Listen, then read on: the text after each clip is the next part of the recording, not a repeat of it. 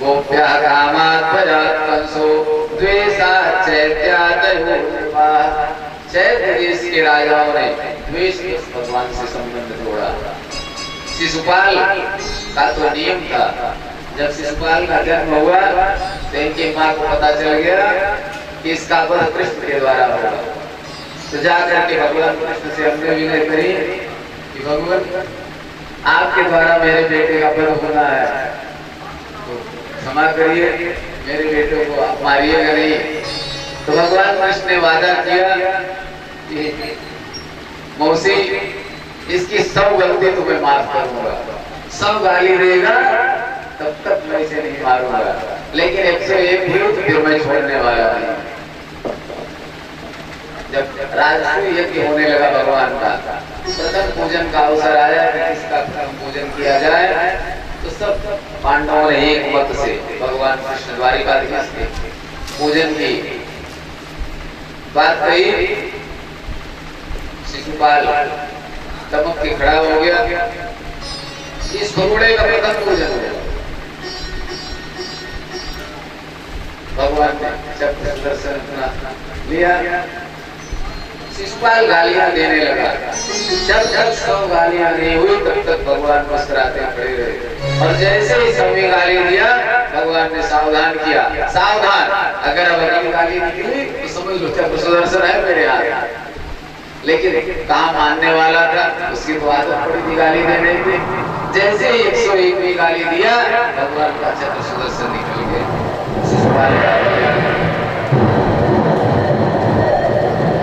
भक्तवत्सल भगवान की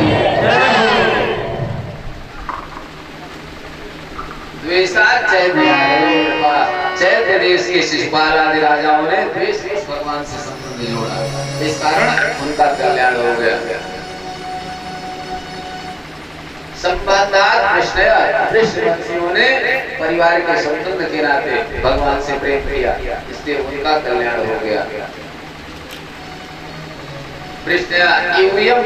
भक्त्या वयं विभो, और हम सबने,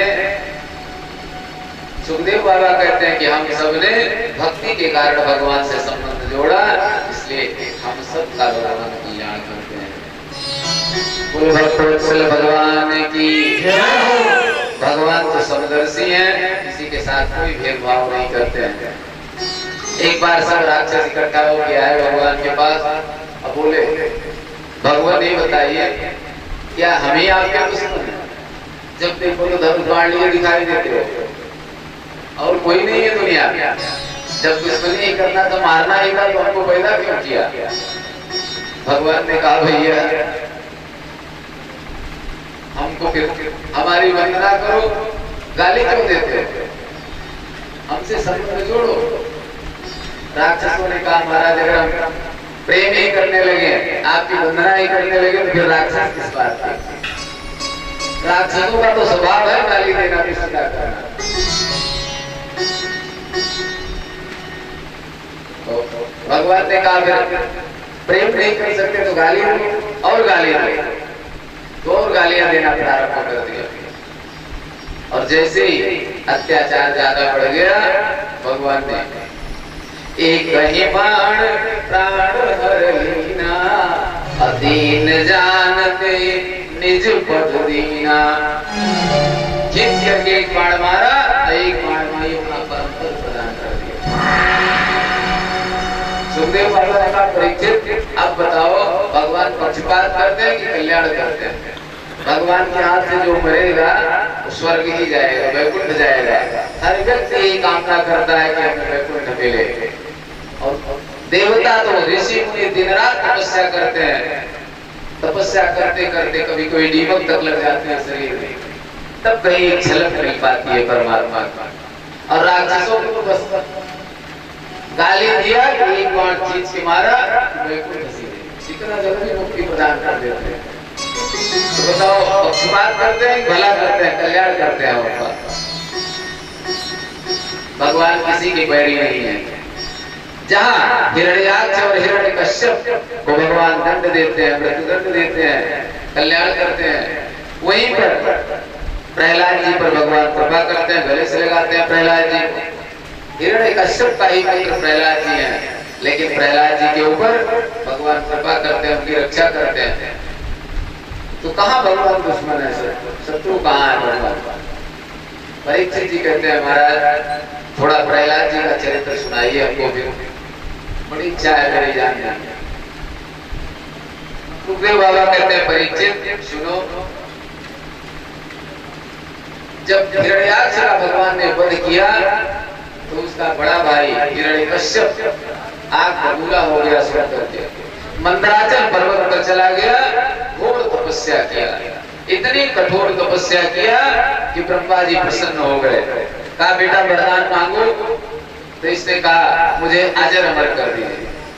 ब्रह्मा जी ने कहा वो तो हम नहीं कर सकते, वो मेरे बस की बात नहीं है, तो भगवान नारायण ही कर सकते हैं, केवल ये अधिकार उन्हीं के पास में है, और दूसरा वरदान मांगो। तो कहा फिर अजर अमर नहीं कर सकते तो मुझे वरदान दो कि मैं आपकी बनाई हुई सृष्टि में किसी व्यक्ति से न मरूं, किसी जीव से न मरूं।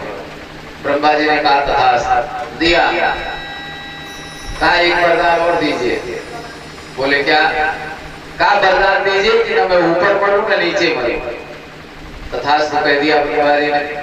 फिर बोल पड़ा, कहा वरदान दीजिए कि न दिन में मरूं न रात में मरूं। भगवान ब्रह्मा जी ने कहा तथास्तु, इसको भी दिया।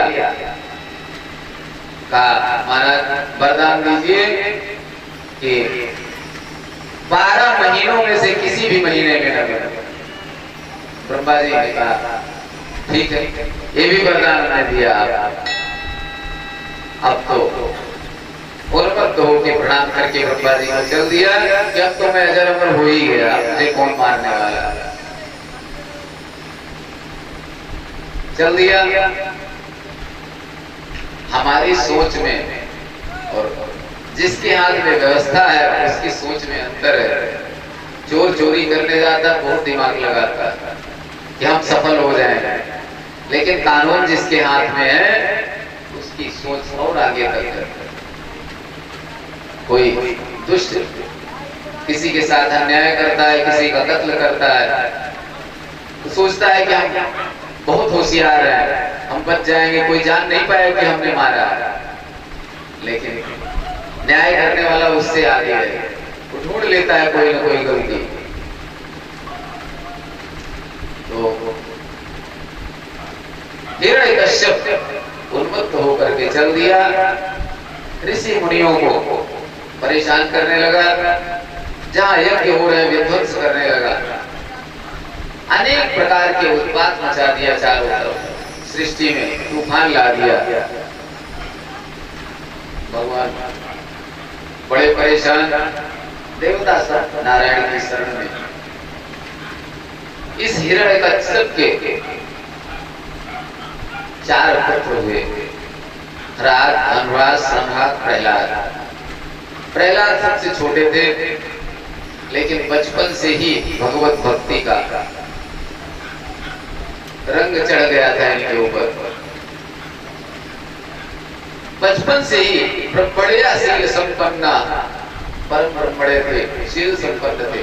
राक्षस कुल में जन्म लिया, लेकिन बिल्कुल अपोजिट, ब्रह्मण्य शील संपन्ना, सत्य संतो जितेंद्रिया, परम जितेंद्रिय थे। जब बड़े हुए प्रहलाद जी थोड़ा विद्यालय में पढ़ने के लिए छोड़ दिया, जहाँ के गुरु जी थे संडा मर्ग जी, पढ़ने गए। प्रहलाद जी हर बात गुरु जी जो पढ़ाते तुरंत पढ़ लेते और पढ़ करके सुना देते, लेकिन हृदय को नहीं करते, उसको हृदय में नहीं रखते। और विद्यालय का नाम कितना बढ़िया है, भी सुन लीजिए, हिरण्यकश्यप दानव विश्वविद्यालय, जहां पर राक्षसी विद्या दी जाती है, शिक्षा दी जाती है। एक दिन प्रहलाद जी के पास हिरण्यकश्यप पहुंचा विद्यालय, और जाकर के जैसे ही विद्यालय पहुंचा प्रहलाद जी आके गोद में बैठ गए। तुरंत पूछ लिया कि बेटा अब तक तो तू कुछ पढ़ लिया होगा ना, कोई राक्षसी विद्या सीख गया होगा। प्रहलाद जी ने कहा पिताजी अब तक तो मैंने एक बड़ी अच्छी विद्या सीख लिया है। सुना दो बेटा। एकदा सुराट पुत्र मंकमारोप्य पांडव पप्रच्छकथामोत्स मन्यते साधु यद्भवान्। बेटा तेरा बड़ा कल्याण हो, सुना दे जल्दी से। प्रहलाद जी ने कहा पिताजी सुनिए। तत्साधु मन्ये सुरेवर देहिनां सदा समोर्तिग्न धियां शत्रात् हित्वात्मपातं गृहमन्धकूपं वनं गतो यत्तरिवाश्रयेत्। तत्साधु मन्ये सुरेवर देहिनां सदा समुद्विग्न धियां शत्रात् हित्वात्मपातं गृहमन्धकूपं। प्रहलाद जी ने कहा पिताजी संसार जो है अंधकुआ, गृहस्थ जीवन जो है ये अंधकुआ है। इसमें जो पड़ गया कहीं का नहीं रह जाता है। जो गिर गया इस अंधकुआ में वो फिर जीवन में कभी निकल नहीं पाता है। जैसे कुआं जो होते हैं वहां तो कोई अगर गया गिर गया तो दूसरा पानी भरने आएगा, देखेगा तो निकाल लेगा, प्रयास करेगा, निकलवाएगा। लेकिन अंध कुआं वो हैं जो जंगल में होते हैं, चूहे जमीन गिर गई है, घास फूस से ढक गए हैं, ऊपर से पता नहीं चलता कि यहाँ कोई कुआं है। और कोई जाके अचानक धोखे से गिर जाए तो फिर वहां दूसरा कोई जाने वाला नहीं है, फिर निकालने वाला कोई नहीं है। जो गिरा वो गिरा गया। प्रहलाद जी कहते हैं पिताजी ये गृहस्थ जीवन ऐसे ही अंधकुआं है, जो गिर गया वो गिर गया। इसलिए वनम गतो यत्तरिवाश्रयेत्, इसे छोड़ करके गृहस्थ जीवन को छोड़ करके वन में चला जाना चाहिए। वृंदावन वनम वृंदावन, वृंदावन में चले जाएं और हरि का आश्रय ग्रहण करें, भगवान की शरण ग्रहण करें।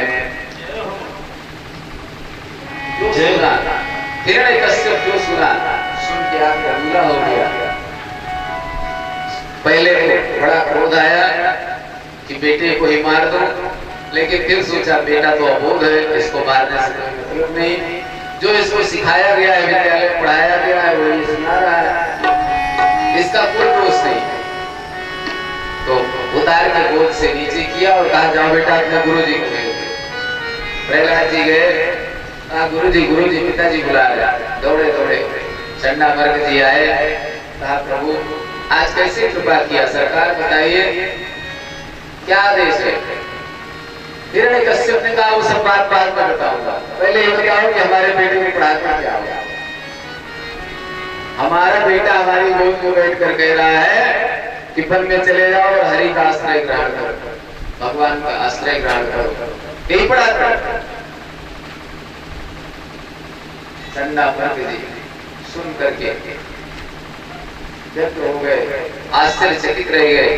कहा महाराज मैंने तो नहीं पढ़ाया, मेरे विद्यालय में ऐसा कोई कोर्स नहीं है, कोई भी चैप्टर नहीं है इस तरह का जो पढ़ाया गया हो।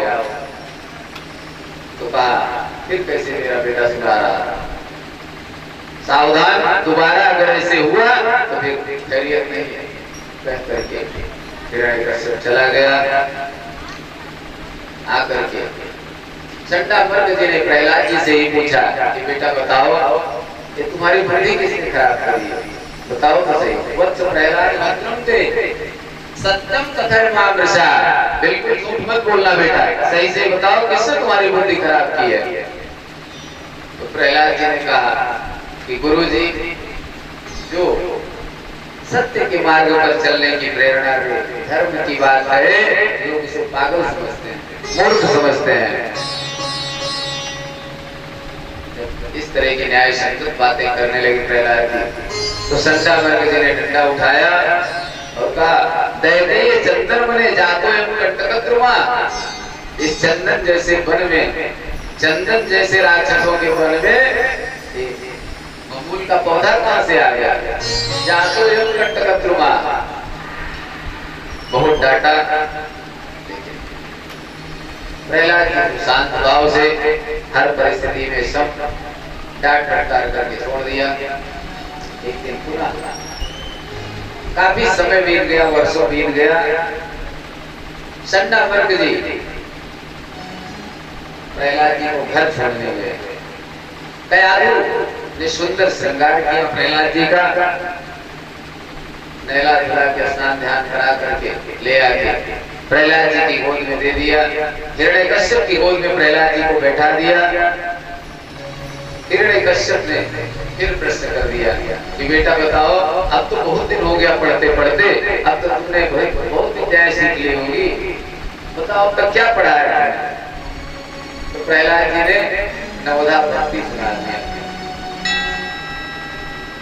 हिरण्यकश्यप सुनना चाहता है राक्षसी विद्या, लेकिन प्रहलाद जी ने बिल्कुल अपोजिट नवोधा भक्ति सुना दिया। श्रवणं कीर्तनं विष्णु स्मरणं पादसेवनम् अर्चनं वन्दनं दास्यं सख्यमात्मनिवेदनम् इति पुंसार्पिता विष्णु भक्तिश्चेन्नवलक्षणा क्रियते भगवद्भक्ता तन्मन्येधीतमुत्तमम्। श्रवणं कीर्तनं विष्णु, भगवान विष्णु की कथा जहाँ हो रही हो, सत्संग जहाँ हो रहा हो, उसे कर्ण फुटों से चकाचक श्रवण करें। कीर्तनम स्मरणम, अगर कहीं विस्मरण हो रहा हो जो सुना है तो पुनः बुद्धि पर जोर मार के याद करें। पाद सेवनम, चरण सेवा करें भगवान की। अर्चनम बंदनम दातम सख्यमात्म निवेदनम, नवधा भक्ति सुना दिया। और यही नवधा भक्ति रामचरितमानस में गोस्वामी जी ने लिखा है। नवधा भक्ति भगवान ने रामचरितमानस में सबरी जी से कहा है। प्रथम भगति संतन कर संगा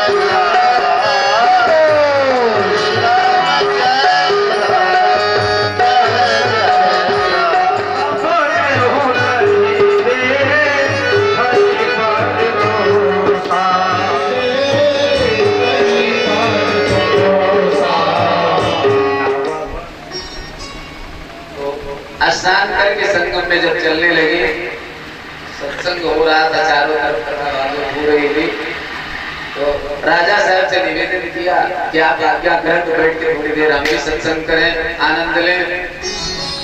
तो राजा साहब ने कहा देवी तुम महारानी हो और इन सब के बीच में बैठ के कथा सुनोगी तो व्यवस्था बिगड़ जाएगी।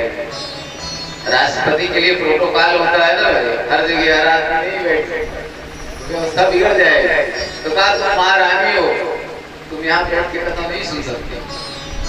तो रानी को बड़ी ग्लानि हुई कि ऐसे रानी होने से क्या फायदा है कि जो स्वतंत्र न हो, भगवान की कथा भी न सुन सके, बैठ के कहीं समाज में आनंद न ले सके। तो उस समय तो राजा साहब के साथ चली गई, लेकिन बाद में अंधेरे में रात में महल से निकल ली और आई संगम में दंडवत प्रणाम करी और बोली प्रयागराज तीर्थ प्रयाग से क्षमा प्रार्थना करी और कहा कि मैं आत्महत्या जैसा कदम उठाने जा रही हूँ, मुझे क्षमा करना।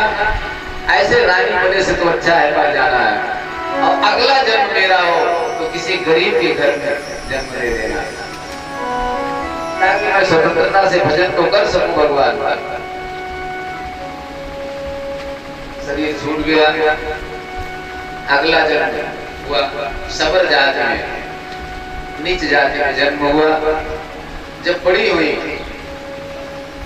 लगभग 14-15 साल की, विवाह का समय आया तो घर वालों ने विवाह तय कर दिया।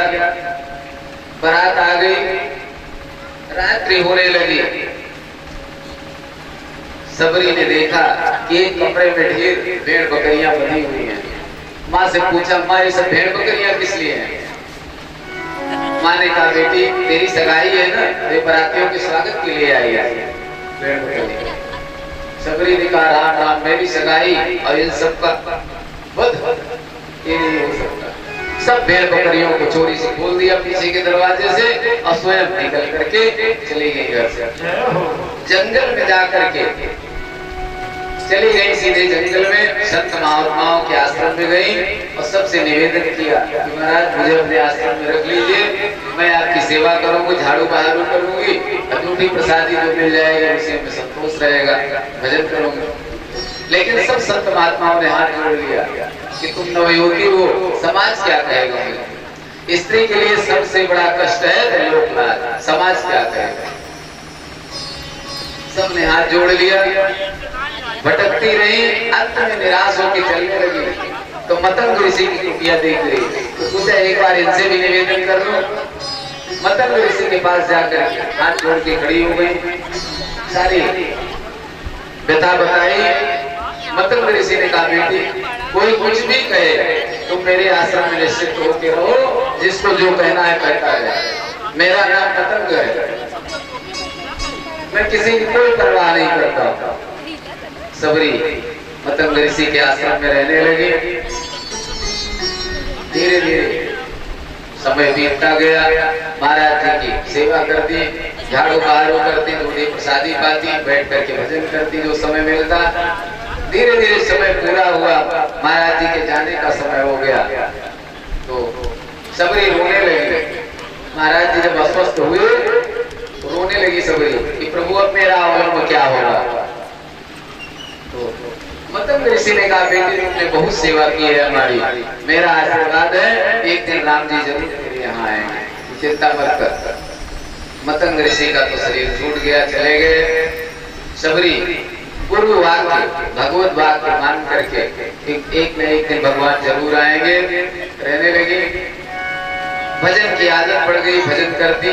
अब तो कुटिया में अकेले रह गई तो रात्रि में अर्धरात्रि में जाके चारों तरफ झाड़ू बहारू लगा देती। पता नहीं किस रास्ते से प्रभु आ जाएंगे हमारे, कंकड़ निकल जाए प्रभु के पैर में, जा करके रात्रि में ही झाड़ू बहारू लगा देती। भगवान की कृपा हुई, भगवान तो अपने भक्त का हृदय जानते अंतर्यामी है। एक दिन राम जी पहुंच गए, सबरी देख करके आश्चर्य विभोर हो गई। गुरु जी ने तो कहा था, मुझे विश्वास भी था, लेकिन भगवान कृपा करेंगे मेरे ऊपर ये मैंने कभी नहीं सोचा था। तो हाथ जोड़ के भगवान के सामने खड़ी हो गई और कहा, प्रभु कैसे कृपा किया मेरे ऊपर? मैं तो अधम जात, उसमें भी नारी, अधम थे अधम, उसमें भी नारी, कैसे मेरे ऊपर कृपा किया? तब भगवान राम ने कहा सबरी माँ से कि माँ मैं ऊंच नीच जात पात कुछ नहीं देखता हूँ। प्रथम भगति संतन कर संगा, कहा कि 9 में से एक भी गुण जिसके अंदर है मैं इसके ऊपर कृपा करता हूँ। अब सबरी माँ आपके को 9 गुण है। प्रथम भगति संतन कर संगा, पहला गुण क्या है जो हम आप कर रहे हैं, संतों का संग करें, कथा सुने। दूसरा मम कथा प्रसंगा, और दूसरा गुण क्या है कि कथा से प्रेम हो जाए। घड़ी की सुई, कथा का समय हो गया तो फिर सब छोड़ करके पागलों की तरह दौड़ पड़े कि कल क्या सुना था, स्मरण करते हुए रास्ते पर दौड़े चले आ रहे हैं। दूसरति मम कथा प्रसंगा, गुरुपद पंकज सेवा, तीसर भगति अमान। और तीसरी भक्ति क्या है? गुरुपद पंकज सेवा, गुरु जी के चरण कमलवत चरण कमलों की सेवा करें और अभिमान रहित होकर सेवा न करें कि हमने बड़ी गुरु जी की सेवा किया, हमारे जैसे सेवा करने वाला कोई नहीं है। शर्त जोड़ दिया गोस्वामी जी ने आगे कि गुरुपद पंकज सेवा, तीसर भगत यमान। मान रहित हो करके अभिमान मत करिए कि हम ही सबसे बड़े सेवक हैं। चौथे भगत मम गुण गण करे कपट तजिगान। चौथी भक्ति क्या है? मेरे गुणगणों का गायन करें, माला जपे, गायन करें, भक्ति करें,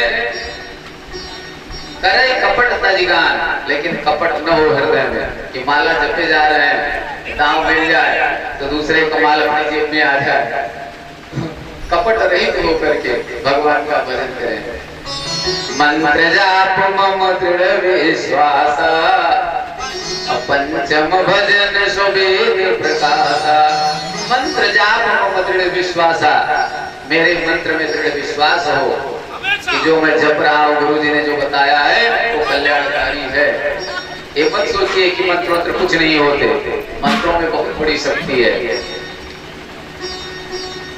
मंत्रों में इतनी बड़ी शक्ति है कि असंभव को संभव करने की शक्ति है। बस श्रद्धा और विश्वास की बात है, हमारे अंदर श्रद्धा और विश्वास हो, निरंतरता हो। ये नहीं कि आज जरूरत है तो आज ही हमने किताब खोल के मंत्र लिखा और एक माला जपा कि काम हमारा हो जाए। तुरंत कुआं खोदने से पानी नहीं मिलता है। मंत्र जप की विधि है, एक संयम है, निरंतरता हो। मंत्र जाप मंत्र विश्वास।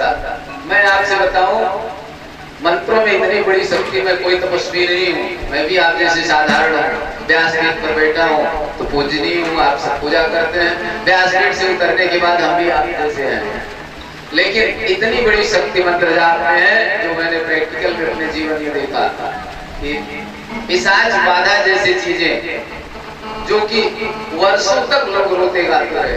एक बालक जिसकी आयु लगभग 16 वर्ष थी, पॉलिटेक्निक का छात्र था, उसके यहाँ पिशाच बाधा घर में थी। सब जगह दिखाया, चारों तरफ जहाँ सुना परेशान आदमी कहाँ न जाए, हर जगह वही आदमी। हम आप कहते हैं कि ये सब कुछ नहीं है, सब ढोंगी है, लेकिन जब आफत आ जाती है, मुसीबत, तो चारों तरफ कहीं से राहत मिले, सब जगह जाते हैं। स्वभाव है मनुष्य का। चारों तरफ उन्होंने दिखाया और हमने उनके कुंडली बना के दिया था। कहा था कि दशा खराब है, स्थितियां ऐसी हो सकती हैं, परेशानी आ सकती है। तो बीच में उन्होंने हमको फोन किया 3-4 महीना बाद, कहा गुरुजी ऐसी ऐसी बात है।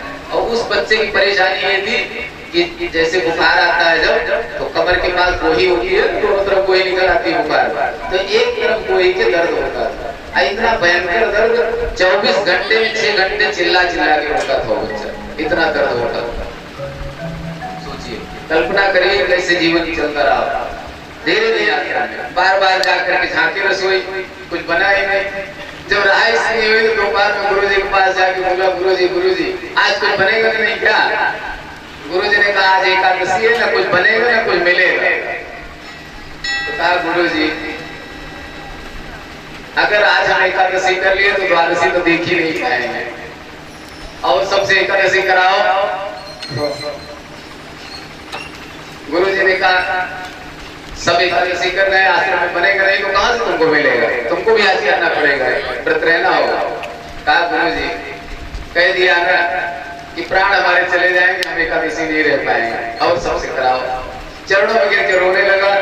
गुरुजी ने कहा फिर अच्छा एक रास्ता है भाई कि राशन पानी दिलवा देता हूँ और जाके नदी के किनारे बना करके प्रसाद पाना, भगवान को भोग लगा के प्रसाद पाना, बना लोगे? कहा अरे गुरुजी मरता क्या न करता, बना ही लूंगा।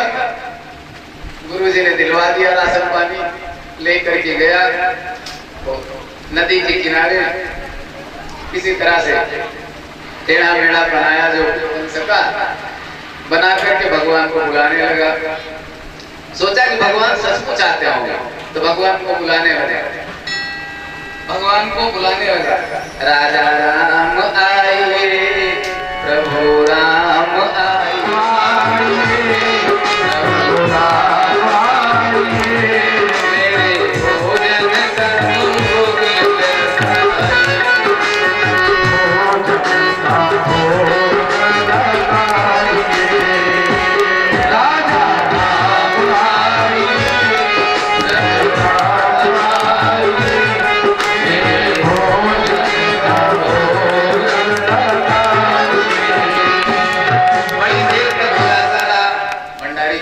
गए छिप करके पेड़ के आड़ में। और एक भक्त ऐसा निराला कि ले जाके आज गठरी रख दिया, बनाया ही नहीं कुछ। भगवान को बुलाने लगा, राजा राम आए, सीता राम आए,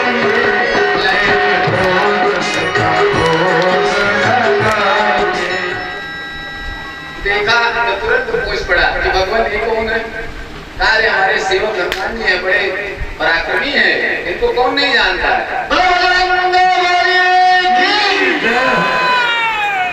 इनको कौन नहीं जानता है? तो कहा भगवान एक बात बताइए, हम आपका ठेका लिए हैं कि आपके पूरे खानदान का ठेका लिए हैं? भगवान बड़े जोर से हंसे, कहा भगवान ये रखिए गठरी, बनाओ पाओ। आज इसने भी कुछ नहीं बनाया। भगवान ने कहा भाई अच्छा भक्त मिला है। लक्ष्मण जी से कहा चलो संभालो। सीता जी ने रसोई संभाल लिया, लक्ष्मण जी सब्जियां मलिया करने लगे, हनुमान जी पानी ले आने लगे, भोजन बनने लगा, सब प्रसादी बन के तैयार हो गए। भगवान प्रसाद पाके जाने को तैयार हो गए। गुरु जी पेड़ के आड़ में भंडारी के साथ खड़े हैं। गुरु जी को केवल ये दिखाई दे रहा है कि गठरी रख के रो रहा है, बस, और कुछ नहीं दिखाई दे रहा।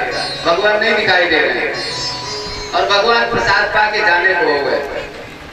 तब तक में गुरु जी के हाथ पैर दर्द करने लगे, खड़े खड़े निकल के आए। कहा बेटा बनाया क्यों नहीं तुमने कुछ? कहा अरे गुरु जी बन भी गया, देखो चार चार भगवान है, जाने को तैयार है, आप कह रहे बनाया नहीं। कहा गुरु जी ने कहा हमको तो दिखाई नहीं दे रहा, पूछो अपने भगवान से कि हमको क्यों नहीं दिख रहे हैं। तो उसने पूछा भगवान से कि भगवान हमारे गुरु जी पूछ रहे हैं कि हमको क्यों नहीं दिखाई दे रहे। तो भगवान ने कहा उनको नहीं दिखाई दे रहे। कहा गुरु जी, भगवान कह रहे हैं कि गुरु जी को नहीं दिखाई दे रहे। गुरु जी ने फिर पूछा कि कहो कि हमको क्यों नहीं दिखेंगे। पूछा कि गुरु जी पूछ रहे हैं कि हमको क्यों नहीं दिखेंगे। तो भगवान ने कहा हम उनको इसलिए नहीं दिखेंगे कि वो तुम्हारे जैसे सरल नहीं है। नवम सरल सब सन छलहीना, मम भरोसे हरस नदीना। आश्रम चलाने के लिए बहुत कुछ करना पड़ता है, इसलिए मैं उनको नहीं देखूं। भगवान सरल आदमी को मिलते हैं। राम जी ने सबरी माँ से कहा माँ आप में तो नौ भक्ति है, तो जिसके एक भक्ति होती है मैं उसके पीछे पीछे भागता हूँ, तो आप में तो नौ भक्ति है। सबरी माँ गदगद हो गई, चरणों में गिर गई, भगवान ने हृदय से लगा लिया। गुरु भक्त वत्सल भगवान की जय। हिरण्यकश्यप ने पूछा कि 1 साल हो गया, आपने बहुत कुछ पढ़ लिया होगा। तो प्रहलाद जी ने नवधा भक्ति सुना दिया। श्रवणम कीर्तनम विष्णु स्मरणम पाद सेवनम, इसी का गोस्वामी जी ने अवधि में अनुवाद किया है। जो सुना हिरण्यकश्यप लाल पीला हो गया, तुरंत बोध से उतार के फेंक दिया। संडा मर्ग जी को बुलाया, म्यान से तलवार निकाल लिया, यही पढ़ाते हो मेरे बेटे। गुरुजी ने तुरंत नतमस्तक होकर कहा कि गुरुजी, कहा राजन मेरे ऊपर नाराज मत होइए, मैंने इसे नहीं पढ़ाया। न मत प्रणीतम न पर प्रणीतम सुतो बदत्ते सुतवेंद्र शत्रु नैसर्ग की हम मदिरस राजन ने अच्छे मंडप कद्दाश मारा। राजन न मैंने इसको पढ़ाया न किसी और ने, ये पढ़ाया पैदा हुआ, ये पढ़ाया पैदा हुआ, इसकी ऐसी नैसर्गिक मति ही है। बहुत डांटा है। हिरण्यकश्यप ने गुरु जी को भी डांटा, बेटे को भी डांटा। संडा मर्ग गुरु जी ने निवेदन किया कि महाराज एक अवसर और दिया जाए, अगर आपकी बार नहीं सुधर गया बेटा तो जो मरो दंड दीजिए। छोड़ दिया, कहा ले जाओ इसे। लेके आए गुरु जी। गुरु जी ने अनेक प्रकार से दंडित किया, लेकिन कोई प्रभाव नहीं। मतिर्न कृष्ण परता सकोवा मिथो विपत्तित गृहभ्रताना। गुरु जी ने कहा अच्छा बेटा ये बताओ तुम्हें ये सब कौन सिखाता है। कहा गुरु जी, जो अच्छी बात करे, धर्म की बात करे, उसे लोग पागल समझते हैं। और वो लोग तो पूरी तरह पागल समझते हैं जो गृह प्रताना, घर में ही रहने का व्रत ले रखा है, गृहस्थ जीवन में ही जमे रहने का संकल्प ले रखा है। उनकी मति तो मारी गई है पहले से। अब तो संडा मर्ग जी की आंखें फड़कने लगी। अंधा यथा अंधे माना, प्रहलाद जी ने कहा कि अंधा यथा अंधे माना वाची सत्यम मुर्दाम निबद्धा। काय गृहस्थ जीवन ऐसे ही है जैसे एक अंधों की लाइन जा रही थी। एक अंधा कुएं में गिर गया, आगे गड्ढा था, कुआं था, कुएं में गिर गया। धम की आवाज हुई, पीछे वाले ने कहा भाई रास्ता तो ठीक है ना। तो जो गिरा था उसने सोचा हम तो गिर ही गए, इसको काहे बताएं। उसने कहा हाँ रास्ता बिल्कुल ठीक है, चले आओ। फिर आगे बढ़ी लाइन, जैसे ही आगे वाला कुएं के पास गया धम से गिर पड़ा। धम की आवाज हुई, पीछे वाले ने कहा कि भाई बार बार धमाधम हो रहा है क्या, रास्ता कुछ गड़बड़ है क्या। तो जो गिरा था उसने कहा जब आगे वाले ने हमको नहीं बताया तो हम इसको काहे बताएं। कहा रास्ता बिल्कुल ठीक है, चले आओ। सब उसी में एक एक करके धमाधम गिरते जा रहे हैं। प्रहलाद जी ने कहा एक गृहस्थ जीवन है, कोई अपने बच्चों को बचाने की कोशिश नहीं करना चाहता, सब धमाधम गिरते जा रहे हैं। जब संडा मर्ग ने सुना, आंखें लाल हो गई, डंडा उठा लिया, कहा छिन्द्याम तदंगम यदुतात्मनोहितम शेषम सुखम जीवन यद्विवर्जनात्। शरीर का अगर एक अंग कोई खराब हो जाए तो कुशल यही है कि उस अंग को कटवा दीजिए, तो शेष शरीर की रक्षा हो जाएगी। वैसे ही ये प्रहलाद जो है इसे भयंकर रोग लग गया है। अब आवश्यकता है कि या तो ये ठीक हो जाए या इसे समाप्त कर दिया जाए। जाकर के गुरु बताया हिरण्यकश्यप से। हिरण्यकश्यप हाथ में तलवार लेकर के दौड़ा आया। सुखदेव बाबा कहते हैं परीक्षित दिग्गजैरदंत सूकैस्य अभिचारावपातनै मायाभिसन्निरोधैस्य गर्दानैर्भोजनै। दिग्गजैरदंत सूकैस्य, बड़े बड़े हाथियों से कुचलवाया प्रहलाद जी को। दंत सूकैस्य, सर्पों से डसवाया। अभिचारावपातनै, शंबरासुर के द्वारा अभिचार कराया। पर्वत की चोटी से गिराया, अवपात नहीं, पर्वत की चोटी से गिराया। मायाभिसन्निरोधैस्य, बड़े बड़े राक्षसियों को बुलाकर माया द्वारा समाप्त करने की कोशिश किया। कोठरी में बंद कर दिया। गर्दानैर्भोजनै, विष पीने के लिए दे दिया गया, भोजन देना बंद कर दिया। नाना प्रकार की यातनाएं दिया प्रहलाद जी को, लेकिन प्रहलाद जी के ऊपर कोई प्रभाव नहीं पड़ा। जैसे कि तैसे हर प्रकार से सोचा कि अब इतना दंड दे दिया तो शायद सुधर जाएगा। पुनः विद्यालय चलने लगा। एक दिन गुरु जी कहीं चले गए थे मीटिंग में। जब हम लोग पढ़ते थे प्राइमरी में तो मीटिंग बहुत होती है, आए दिन मीटिंग। तो गुरुजी मीटिंग में चले गए थे। अब विद्यालय में बच्चे अकेले सब। तो प्रहलाद जी क्लास के मॉनिटर थे। प्रहलाद जी ने सब बच्चों को इकट्ठा किया और इकट्ठा करके कहा कि बच्चों ये बताओ कि इस अवस्था में हमको क्या करना चाहिए। तो किसी ने कहा कि भजन करना चाहिए, किसी ने कहा खेलना कूदना चाहिए, बच्चों की जैसे बुद्धि वैसे। तो प्रहलाद जी ने कहा बच्चों सुनो, इस शरीर का कोई भरोसा है तो शरीर छूट जाएगा। कोई नहीं दे सकता गारंटी के साथ कि हम कब तक जीवित रहेंगे।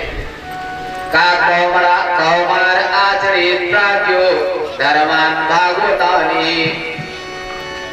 बच्चों कुमारावस्था से ही, किशोरावस्था से ही भजन करना प्रारंभ कर देना चाहिए। न जाने कब शरीर छूट जाए, बाद के लिए कुछ मत छोड़ो। बच्चों ने कहा प्रहलाद बात समझ में नहीं आई। तो प्रहलाद जी ने कहा बच्चों सुनो, मेरे भाइयों सुनो, जैसे सुखमेन्द्रिकम दैत्यादेह योगेन्द्रियाणाम सर्वत्र लभ्यते दैवाद यदा दुःखम यत्नता। इसी बच्चे ने कहा कि ये कमाने खजाने के ऊपर है, पढ़ लिख करके खूब कमाना खजाना चाहिए, वृद्धावस्था में भगवान का भजन करना चाहिए। तो प्रहलाद जी ने कहा कि कमाने की कोई आवश्यकता नहीं है। सुखमेन्द्रिकम दैत्या, जैसे हम कभी कल्पना भी नहीं करते कि दुख हमारे पास आ जाए, लेकिन फिर भी दुखी होना पड़ता है, वैसे ही अगर प्रारब्ध में सुख है तो सुख स्वतः ही चल करके आएगा, कुछ करने की आवश्यकता नहीं। जब दुख बिना चाहे दुख आ जाता है तो सुख भी बिना परिश्रम के आएगा। इसलिए भगवान का भजन करो बस, और कुछ करने की जरूरत नहीं। बच्चे सब सुन के आवाज बोले प्रहलाद गुरुजी तो कभी ये सब नहीं पढ़ाते, तू कहां से पढ़ लेता? तब प्रहलाद जी ने सुनाया कि जब मेरे पिताजी तपस्या करने गए थे मंदराचल पर्वत पर, तो एक बार इंद्र ने मेरी माँ को प्रताड़ित करना शुरू किया। मेरी माँ को खींच के ले जा रहे थे। नारद जी ने आकर के इंद्र को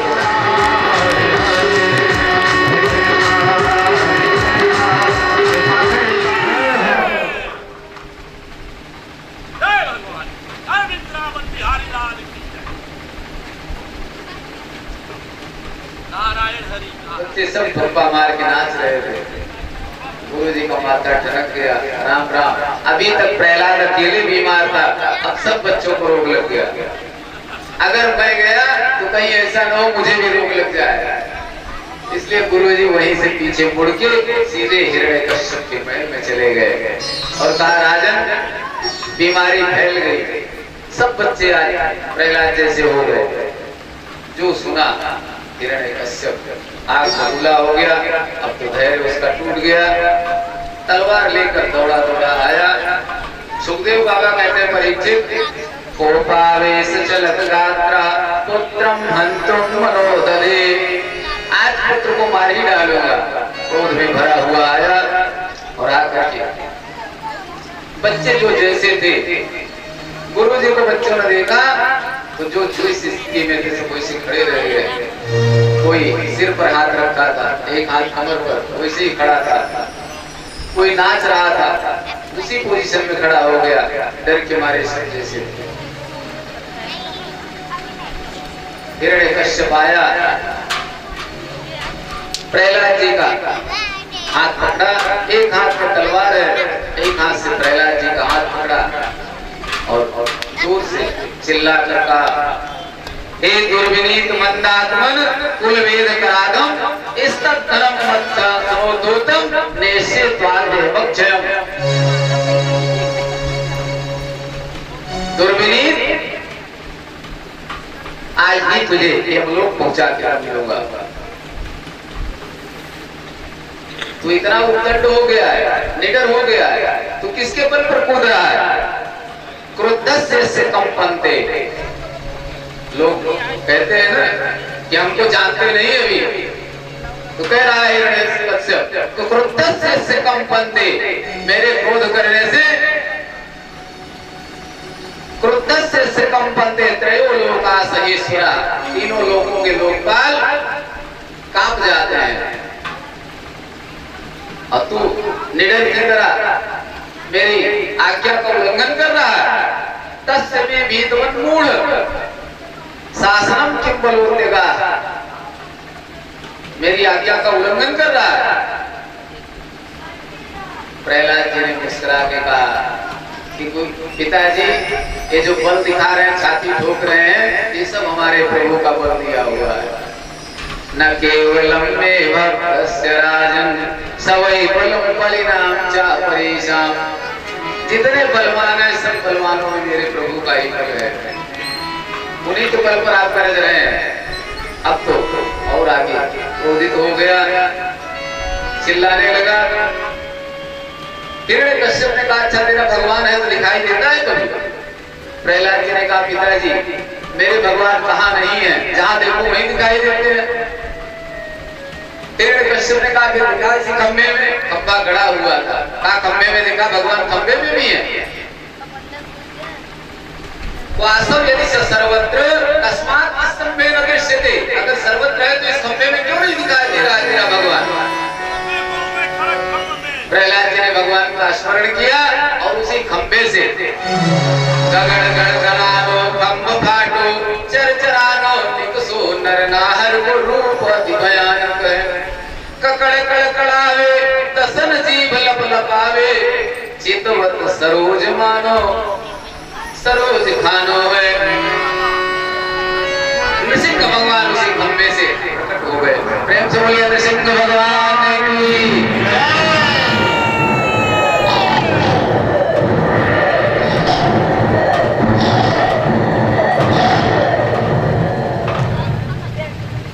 भयानक रूप नृसिंह भगवान का जो हिरण्यकश्यप ने देखा तो कांप गया, तलवार हाथ से छूट गई। तलवार मारने का प्रयास किया, खंबे में तलवार हाथ से छूट गई, भगवान प्रकट हो गए नृसिंह भगवान। भयानक रूप नृसिंह भगवान का। जितने लोग थे सब स्तंभित रह गए। सुखदेव बाबा कहते हैं परीक्षित सत्यम विधातुम निजभृत्यभासितम व्याप्तिम च भूतेषु किलेषु चात्मना अदृश्यतात्यद्भुतरूपमत्वं स्तंभे सभायां न मृगं न मानुषं। भगवान न तो मनुष्य के रूप में आए और न तो सिंह के रूप में आए। स्तंभे सभायां न मृगं न मानुषं। भगवान का सिर सिंह का और धड़ मनुष्य का। स्तंभे सभायां न मृगं न मानुषं। सब काम गए देख करके उस भयानक रूप को। जैसे ही हिरण्यकश्यप की तरह हिरण्यकश्यप की ओर अपने नाखूनों को बढ़ाया भगवान ने तो तुरंत बोल पड़ा। ब्रह्मा जी के वरदानों को याद करके तुरंत बोल पड़ा कि भगवान मैं मरने वाला नहीं हूँ, चाहे जितना हाथ दिखाइए। भगवान को हंसी आ गई। बोले क्यों?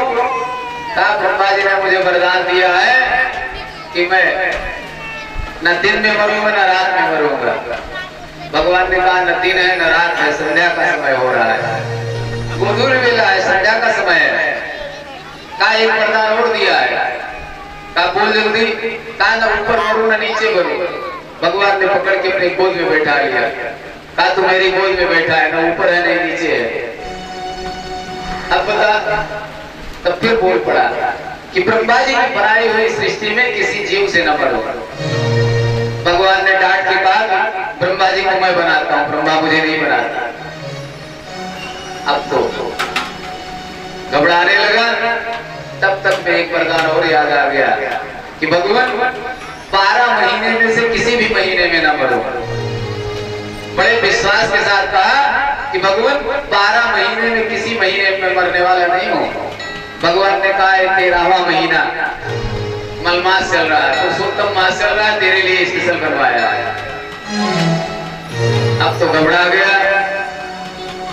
भगवान नृसिंह भगवान ने अपने बड़े बड़े नाखूनों को उसकी छाती में फंसाया और चीर करके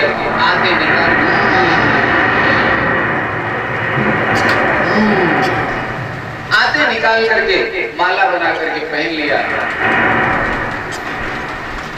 हिरण्यकश्यप का उद्धार हो गया। बोलो भक्तवत्सल भगवान की।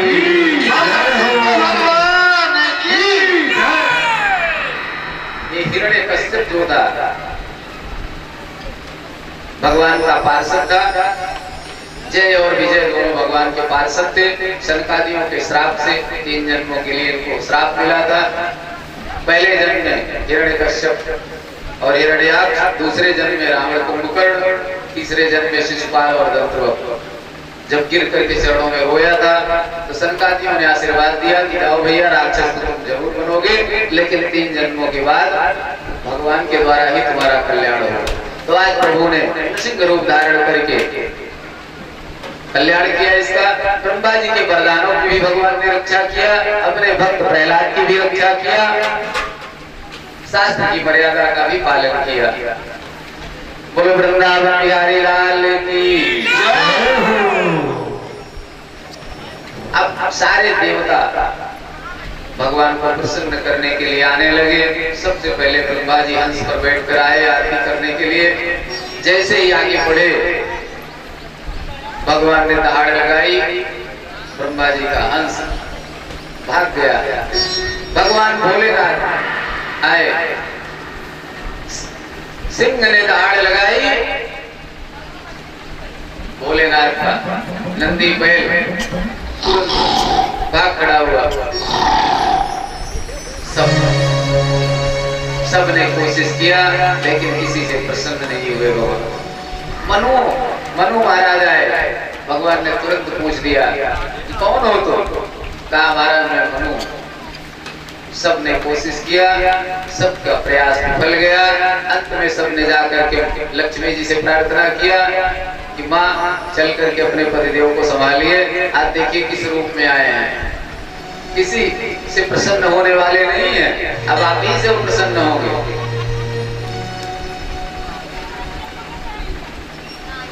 मनुष्य चाहे जितनी अकड़ दिखाए, लेकिन घर में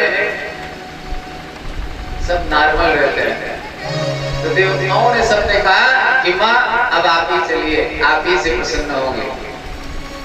लक्ष्मी मैया सोने की थाल में आरती लेकर के आई, लेकिन जैसे ही आरती घुमाया वैसे ही सिंह ने दहाड़ लगाई।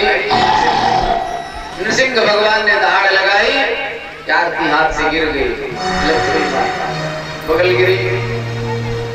अब तो सब उदास हो गए, अब तो प्रसन्न होने वाले हैं। इस दुष्ट का तो प्रभु ने उद्धार कर दिया, लेकिन प्रसन्न कैसे हो भगवान? तब याद आई प्रहलाद जी की। जाकर के प्रहलाद जी से ब्रह्मा जी ने कहा बेटा तेरे कारण भगवान आए, अब तू ही चल के प्रसन्न कर। प्रहलाद जी बड़े शांत भाव से आए, भगवान की गोद में आके बैठ गए। भगवान अपनी गोद में बैठा लिया नृसिंह भगवान ने, और जैसे गोमाता अपने नवजात बछड़े को चाटने लगती है जीभ से, ऐसे नृसिंह भगवान जीभ से चाटने लगे प्रहलाद जी। बोलो भक्तवत्सल भगवान की। सब प्रसन्न हो गए। भगवान ने प्रहलाद जी से कहा बेटा मुझे आने में विलंब हो गया, तेरे पिता ने तुझे बहुत कष्ट दिया। आज तक किसी भक्त के साथ ऐसी स्थिति नहीं आई कि किसी को इतना कष्ट उठाना पड़ा हो मेरे कारण। मेरे कारण तुझे इतना कष्ट हुआ, तो मेरा नाम जपता था, इस कारण तेरे पिता ने तुझे इतना कष्ट दिया। बेटा मुझे आने में देर हो गई तो मुझे क्षमा कर। आज भगवान क्षमा मांग रहे हैं। नृसिंह भगवान आज अपने भक्त प्रहलाद से क्षमा मांग रहे हैं। सुखदेव बाबा कहते हैं परीक्षित वेदम बपू को चवया सुकुमार में कोई का प्रमत्त कृतदा मुड़या तुमसे आलोचित विषयम्भूत पूर्वम संतप्य मंगयति में समय विलंबा संतप्य मंगयति में समय विलंबा। वेदम बपू को चुवया सुकुमार में तक बेटा तेरे कोमल शरीर को तेरे दुष्ट पिता ने बहुत कष्ट दिया, मुझे क्षमा करो। प्रहलाद जी छपट गए, सारे देवता सब प्रसन्न हो गए। भगवान ने कहा बेटा वरदान मांगो। प्रहलाद जी ने कहा भगवान कुछ नहीं चाहिए। भगवान ने कहा मेरी प्रसन्नता के लिए मांग लीजिए। प्रहलाद जी ने कहा प्रभु अगर वरदान देना चाहते हैं तो फिर यही वरदान दीजिए कि मेरे हृदय में कुछ मांगने की कामना ही न जाते तो। यदि राशीस में कामान, मेरे हृदय में कोई कामना ही जागृत न हो। भगवान ने कहा बेटा मैंने तुझे वरदान दिया, आने वाले मनवंतर में तू ही राजा बनेगा, चिंता मत कर। प्रहलाद जी प्रसन्न हो गए। प्रहलाद जी ने कहा फिर भगवान वरदान दे रहे हैं तो एक वरदान और दीजिए। भगवान मुस्कुराए कि अभी तो मांग देने पर भी नहीं ले रहे थे, अब फिर मांगने लगे। प्रहलाद जी ने कहा प्रभु आपने वरदान दे दिया तो फिर एक वरदान और दीजिए। भगवान ने कहा बोलो क्या चाहिए। कहा जो मेरे पिता मरे हुए पड़े हैं इनकी अधोगति न हो। भगवान ने सिर पर हाथ फेरा, कहा बेटा तेरे जैसा धर्मात्मा पुत्र जिसके उत्पन्न होगा उसकी अधोगति होगी। जा पितु पूतस्य सर्वसा पुरतु प्रेत कार्याणि पितु पूतस्य सर्वसा, अपने पिता का प्रेत कर्म कर, चिंता मत कर। भगवान ने आशीर्वाद दिया। इतना कहकर भगवान पर ध्यान हो गए। बोलो वृंदावन बिहारी लाल की